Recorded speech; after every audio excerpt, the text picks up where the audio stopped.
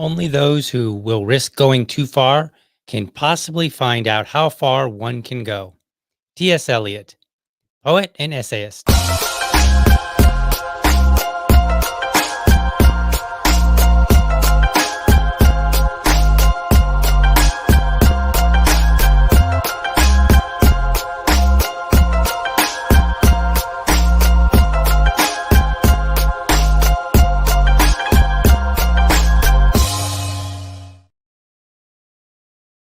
All right. Welcome back to another morning episode of the Liberty Dad podcast, a discussion on politics and culture. If you're tuning in live, thank you so much for giving me your time so early.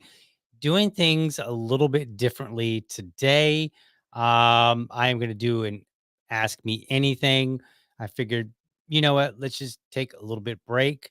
Another thing that I'm doing differently, and you probably won't even realize this, but I'm actually standing. I have a standing desk here. It's one of those like adjustable desks, that kind of goes, push a button. It's like, you know. So I've got a standing desk. And so I'm standing, doing an ask me anything today. So it's gonna be probably a shorter show, and that's okay. Just, you know, trying to shake things up a little bit every now and then. Now here's the funny part about this AMA. I may not get that many questions, and that's okay. Thus, the nature of my quote for this morning. But it was funny. I was talking to my executive producer yesterday, and I was like, she was like, "Hey, you should post about it ahead of time." And I was like, "I don't know." I was like, "What if nobody, what if nobody answers?"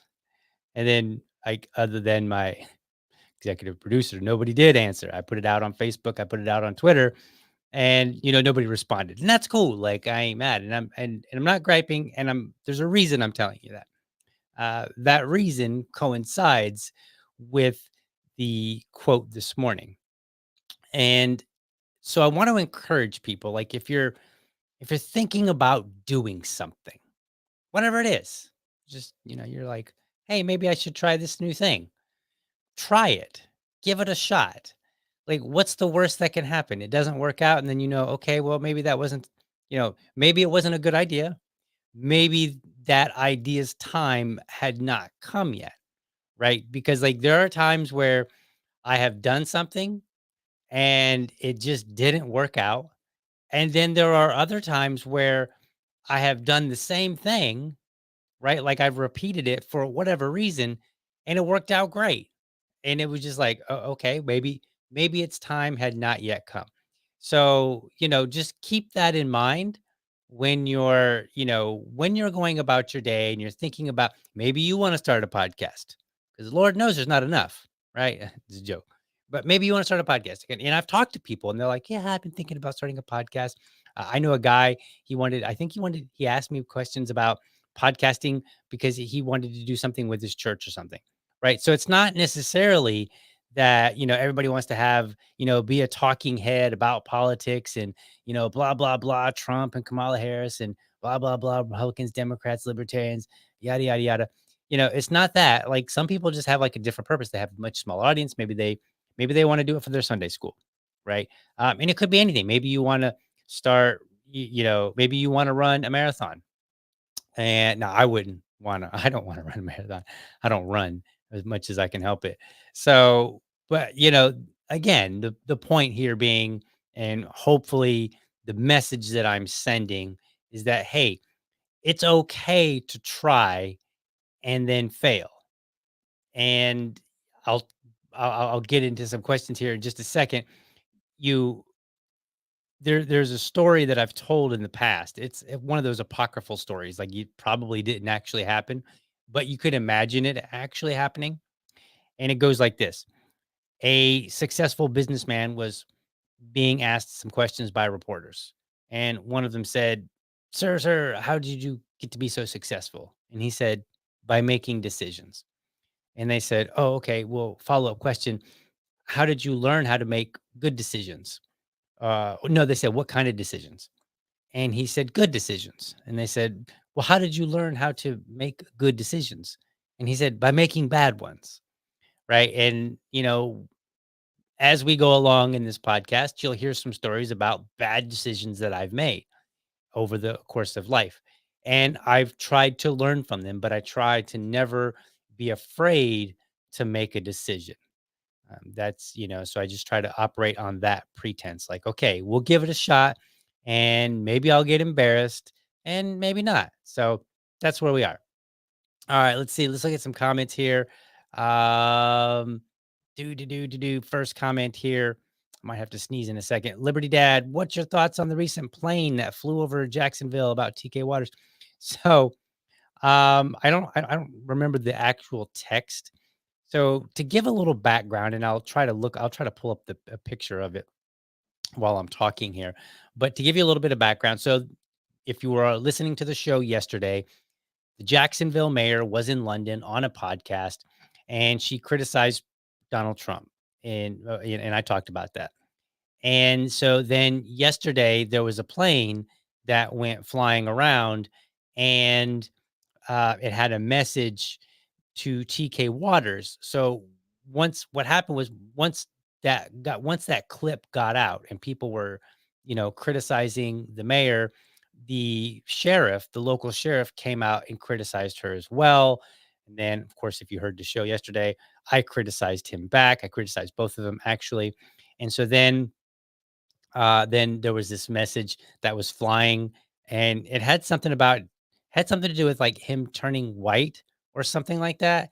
Let's see here. I think I can pull up the yeah. So it said repugnant dash con. So like Republic, he's a Republican. Repugnant dash con coward TK Waters turned white.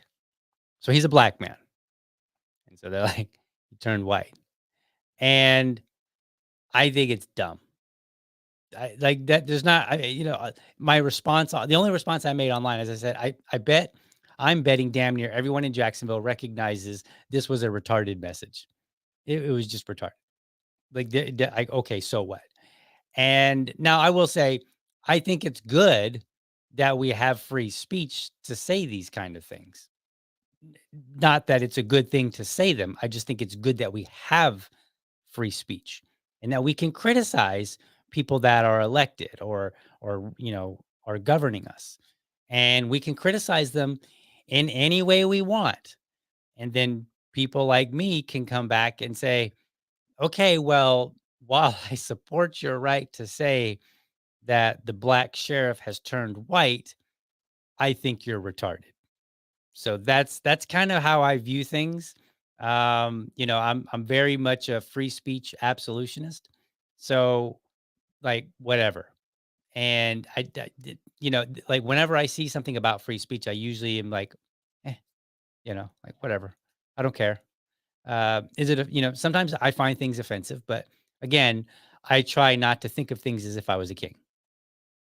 So just because I'm offended, so what? Let's see. That Liberty Lady points out, she says, talk about what I began the show with. You can only grow through possible failure. Do it, whatever it is. I agree. Like um, you should be willing to try and do things. Let's see.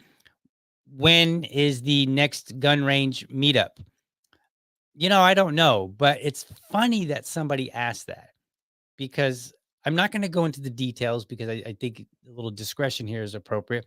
But I have a friend who is considering getting a firearm, and this is a big deal.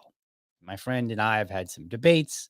He's not really big on everybody having all kind of guns and pew pews, and he expressed a particular desire to get one for reasons of safety. And that made me think, and I was like, maybe I should have because I'm the chair of the Libertarian Party here in Jacksonville. So maybe I should host another gun range day. And so I think we're going to do that for that reason. And then I've got another friend that's unrelated. I've never talked about him. When we had the last gun range day, he saw the pictures later and he was like, dude, why didn't you call me? And I was like, I'm sorry. I didn't realize. So I'll be reaching out to him. So there are like several people that I know who are not libertarian that would be interested in going to the range. And so, or potentially interested. So I'm going to be putting that together sometime soon. So that's a good question because it just so happens that it's been on my mind lately. Let's see. Excuse me. What else here? Oh goodness, I might have to.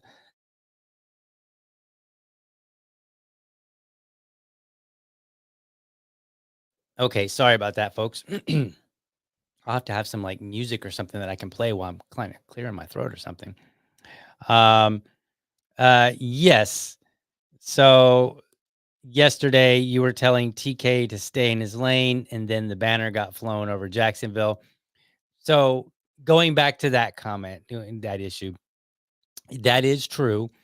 I did tell TK Waters to stay in his lane, and that lane was your job is the sheriff. Your job is to oversee law enforcement. That is the lane you belong in. You do not belong, in my opinion, um, coming out and defending Donald Trump. I realize they're both Republicans, so I understand that point. But you do not belong. That is not your role.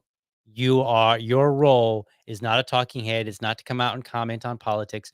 Your job is to ensure that the citizens of Jacksonville feel like, regardless of political party, regardless of ideology, that you and your law enforcement teams will treat everybody fairly. Now, I know we can argue and have debates about whether or not the police actually do that, and I think there's a fair argument to say that they tend not to.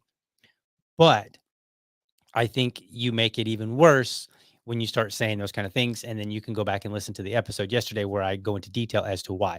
But yes, I was saying to stay in his lane. However, that's much different and much better criticism than just saying, "Hey, man, you turned white," because that's just like I can do better. If I get to the point where I have to tell people, "Hey, man, you turned white," just stop tuning in, please. Just when I look at the numbers of people that are watching the show, if I get to that point, please let that number be 0.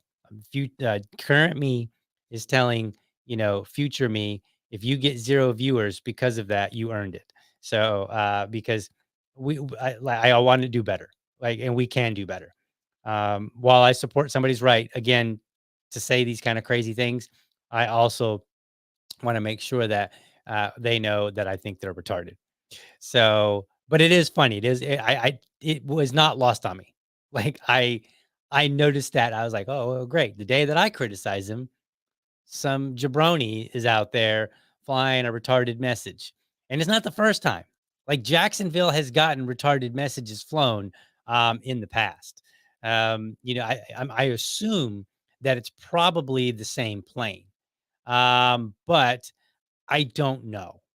So maybe it is, maybe it isn't. So, but yeah, so that's kind of interesting. I'm looking here. So pardon me if I appear to be distracted. I'm looking on all the different social media just to make sure that nobody's like asked a question. There was one question that and I'll get to that in a second, that was posted last night from the executive producer. Um, but here's a really interesting one. What can the LP do to improve their public relations awareness? Let's see. Let me think. I know most people would say, "Oh, we got to get the right candidate," and depending on whose side you're on, effectively. Some people will say, "Oh, we've got a great messenger. Now we just need all the ragtags to get in line." And then the other side will say, "Hey, we need a better messenger, and that's why we can't support it." Honestly, I think the best thing that we could do is learn when to have a fight with each other and when not. And I think that the best thing that we can do is to show some level of unity. Now, I know that's a word that gets tossed around and people hate it. And there's some, like, can unity ever happen? Here's the thing: if we're not unified as a third party who is much smaller, we will never be effective. So we need to figure out where it is that we can be aligned. And I think a lot of people have I think a lot of people are not aligned because government, it doesn't have the boot on their neck hard enough. That's kind of what I think is going on. I think like they'll talk a good game and they'll say, "Oh, tyranny, blah blah blah blah blah," but they don't act like it because then the moment that they find a libertarian, a fellow libertarian that they don't like for whatever reason, they're quick to toss them out. And this is not one side. I've been look a long time ago. I was supporting the Mises Caucus. I was not a member personally, but I was supporting um, their goals. I was like, hey, your goals of decentralization. I think those are good goals. So let's go ahead and do those. Let's get a change in leadership. Let's shake things up. Let's be a little bit more radical. So I supported that, and a lot of their opponents were very, very hateful, and sometimes without provocation. I know they like to say, "Oh, well, I'm only this way because." No, BS, total BS, because I've met some of you, I've talked to some of you. There was one person who, with a group of people, came through and stayed at my house. We ended up having a falling out because that person was so absolutely nasty to me. Me.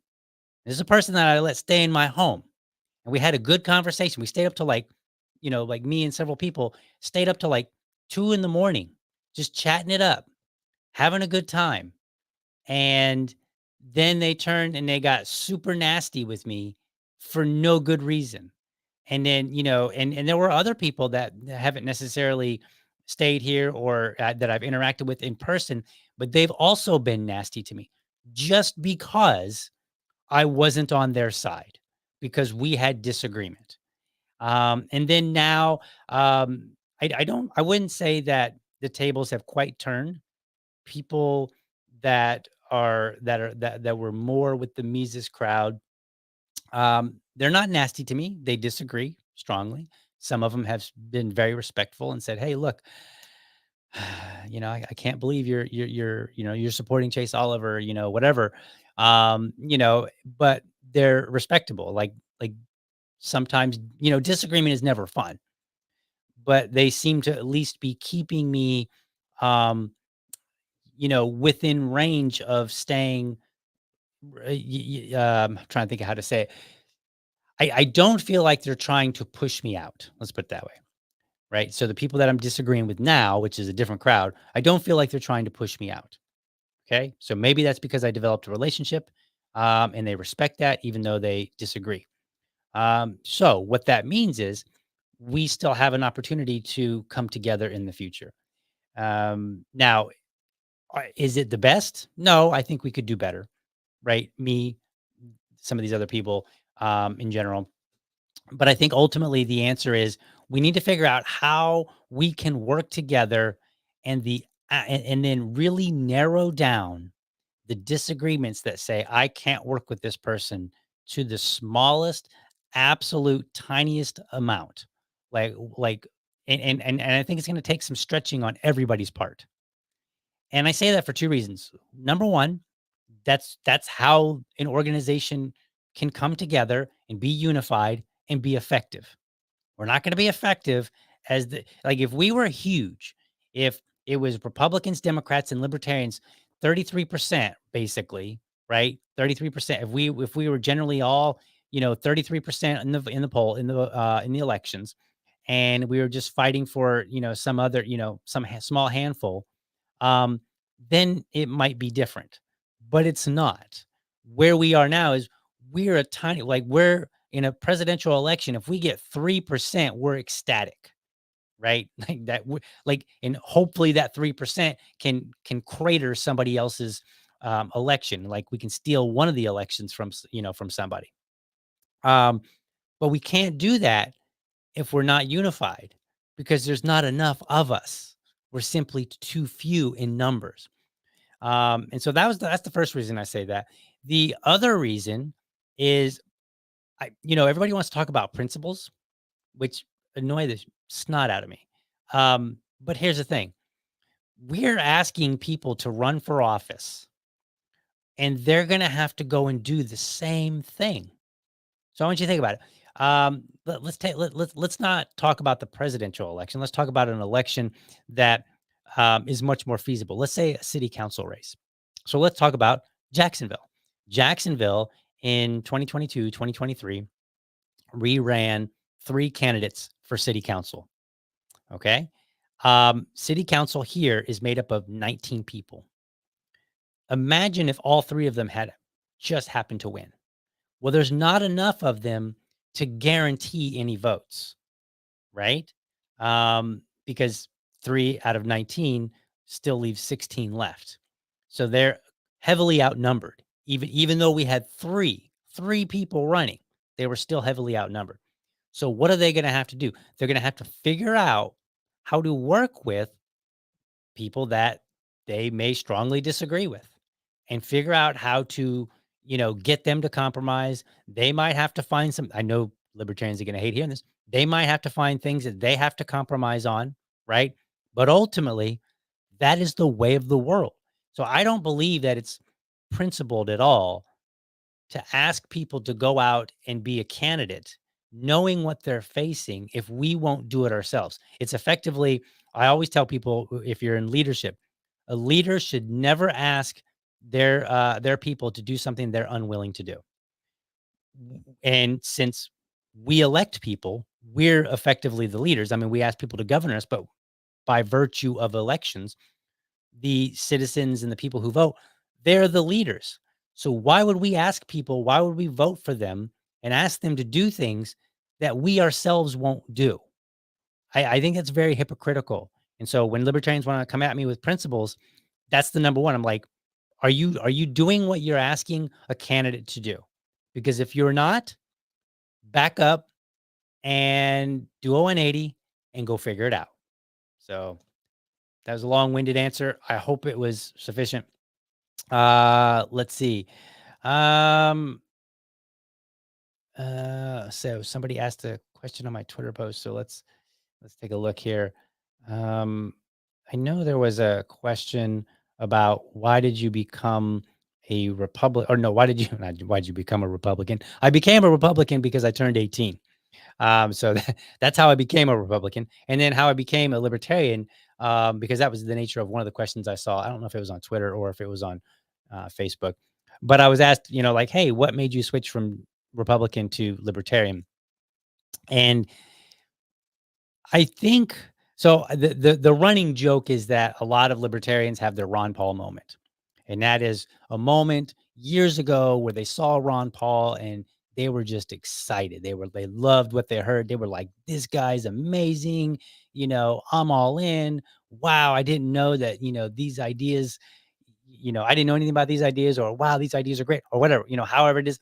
So a lot of people have their Ron Paul moment. Unfortunately for me, I don't have such a moment because I just wasn't tuned in to Ron Paul back in the days when he was very active. I look back retroactively and I'm like, wow, he did some really great stuff. It's too bad that I missed it. Maybe I would have had a Ron Paul moment. But I like to tell people that I have my, and this is not going to be PG, is more like PG-13. I had my hooker moment. And the way it works is I was previously married and I would go to work and I would listen to like talk radio. So like Rush Limbaugh, Glenn Beck, and, maybe some local guys, and they were all conservative. And so one day, and I don't know what they were talking about, or what got me to this point, but one day I came home and my wife, my ex-wife and I were evangelical Christians. So I come home out of nowhere and I'm like, prostitution should be legal. And she got really mad. And I was like, why are you so angry? And so she was like, and so it took a few minutes to figure out that what I had said was prostitution should be legal. And what she heard was, I might like to pick up a prostitute. So I had to back up and I had to explain to her. And I was like, look, I've come to this realization that it's your body. And if you want, and we're very comfortable as a society, permitting people to go out to a bar, meet up with somebody, hook up, go home, and, have a fun night. Right. And we don't, I mean, morally, a lot of people object to it, but we don't have any laws against it. We don't say, hey, that's a bad thing, so bad that we have to have a law. Right. Now, maybe some people might want one, but we don't have one. And so then I pointed out, I said, but then all of a sudden, if somebody was like, I had a really good time, how about I tip you for that? Right. We love tipping culture now, but how about I tip you for that? And so then all of a sudden now it becomes a crime. And it just didn't make sense to me. And so I started realizing, like, if you either own your body and you can do what you want with it, or you really don't. So that was my first realization.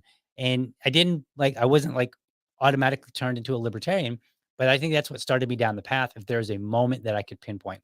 So then as I go along, I'm learning more and I'm reading more, and I'm becoming more and more dissatisfied with the Republican Party.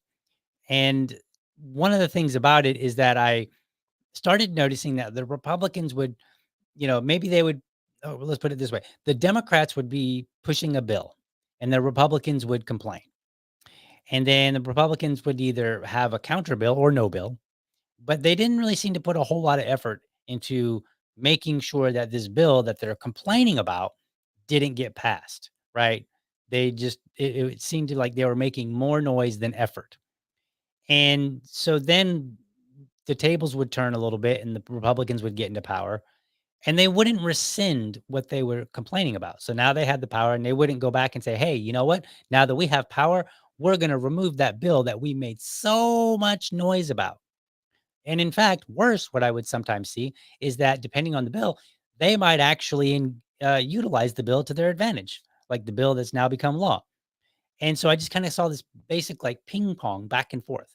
It was like, and the Democrats would do the same thing. They would complain about a bill, they'd get into power, and rarely would they really put any serious effort toward rescinding or removing, a bill. And so I was like, y'all are just playing off each other. And so then I left the Republican Party because I was just wasn't I wasn't excited about him. And I wouldn't say I was becoming more liberal per se. I've always been personally conservative, but I think I was becoming more liberal in my politics in terms of legislation, what I think should be legislated. And so I became an independent. And then somewhere along the line, I started hearing about this libertarian thing. I started talking to people.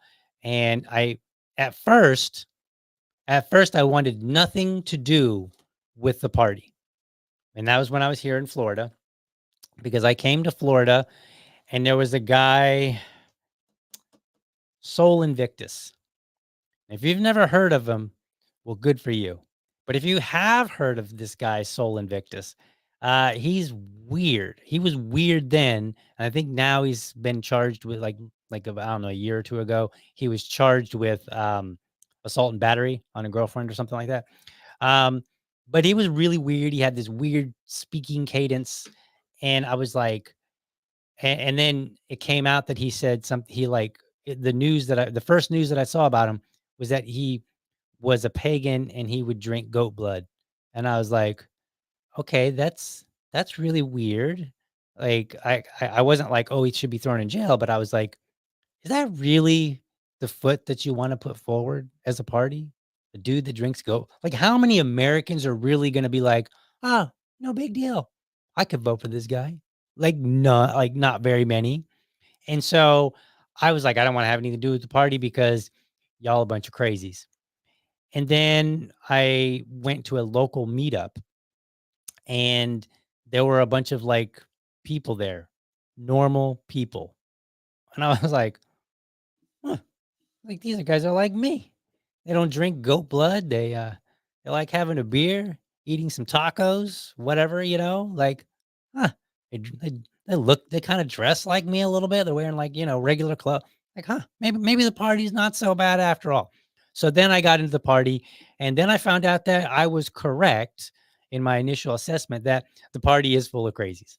So, but there's a bunch of good crazies in here, like a bunch of good fun people, and and it's all good. So that's how I became a libertarian. And now I'm really cemented in libertarian because I just look at it as like I don't have any trust that the two party system is really working for me as an individual, as a guy that wakes up in the morning, is getting his son up and kissing his wife, making some breakfast. I don't really feel like they represent me. Like, and what I mean by that is that they're trying to do things that make my life better or easier. I don't feel like they're doing it. So that's how I became a libertarian. All right, let's see what we got. Um, let's see. Now that more TV commercials have come out against Amendment 3 in Florida, have you changed your stance? The people pushing anti number 3 think Florida is going to smell like New York or California. I'm not going to really comment on whether or not I think California or New York smells. But I know I've heard people say, like, oh, we're going to smell like a bunch of weed all over the place. And I'm like, I don't really, I doubt that. I mean, I get what they're saying, but I mean, you can just like businesses will still be able to say like no smoking here, no vaping. I believe in private property rights. So if a restaurant owner says, "Hey, I don't want any of that weed stuff in here," or "Hey, you know what? No shoes, no shirt, no service. Also, no service for anybody that smells like ragweed." Okay, fine. Like I'm okay with that. But no, my opinion has not changed. There are some concerns that I've talked about in the past with the bill. Is it going to be all that we might hope it to be? No, it's not. But I do think it's a step in the right direction forward. So I support Amendment 3. I think everybody in Florida should vote yes on Amendment 3. And then if we want to clean it up and make it better in the future, I think there'll be an opportunity. So that's where I am with that. What is taxation? It is always, always theft. Always, 100%. And I know people are like, wait, like non-libertarians are like, wait, what? But we need taxes for this. Uh, Whatever we might need it for is different. Like we can have that argument, but that doesn't change the fact that it's theft. And for any non-libertarians that might be watching or listening, I can summarize it in like 2 minutes. If me and two other people are voting, right, there's three of us, and we decide, hey, there's this idea about taxing, and then two of them say yes, and I say no. Well, under our current system, they win, right? They're 2/3. They got the majority. They got more than the majority. And so by virtue of our system, they win. So I get taxed. And I get taxed even though I said no, right? I don't want to be taxed. And so what happens? It's taken from me against my will. So taxation is theft because unless you have 100% of the voters of anybody that's being taxed, unless you have their consent, anytime you take money from somebody against their will, it's theft. Period. Now, we can have conversations at a later time about like, okay, well, how do we fund all this and that? But we first have to acknowledge what theft is. Taking something from somebody against their will. All right, let's see what else we got in here. Um, do do. Let's see, math, math live, ballsy. Yes, yes, that is correct. I used to do web development in the past, and sometimes I gave talks, and I would do live coding, which is also ballsy. In some cases, it's dumb because it's a disaster. So I try not to do either one of them, but it's happened. Um, am I ready for the backlash from whichever side loses? That will call the LP a spoiler. Yeah. But here's how I look at it. I know people like disagree about the term spoiler and all that. I think it's a fine term. I don't, it doesn't bother me. But I look at it like this.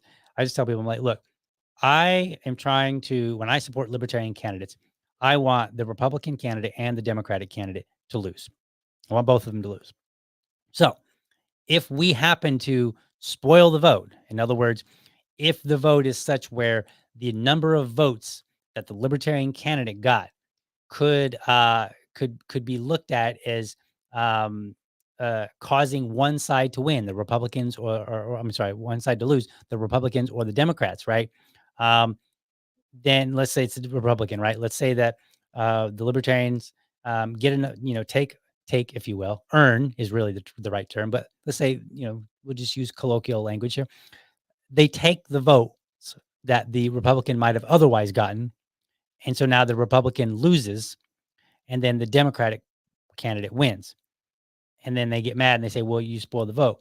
Well, I just say, number one, that was my goal. My goal was actually to cause both of them to lose. So I got halfway to my goal. And then I would tell the Republican, you failed entirely. So technically I beat you, right? I got half of my goal. You got none of yours. And if you want to get those votes that I earned that might have voted for you, then maybe you should do better. I like competition, right?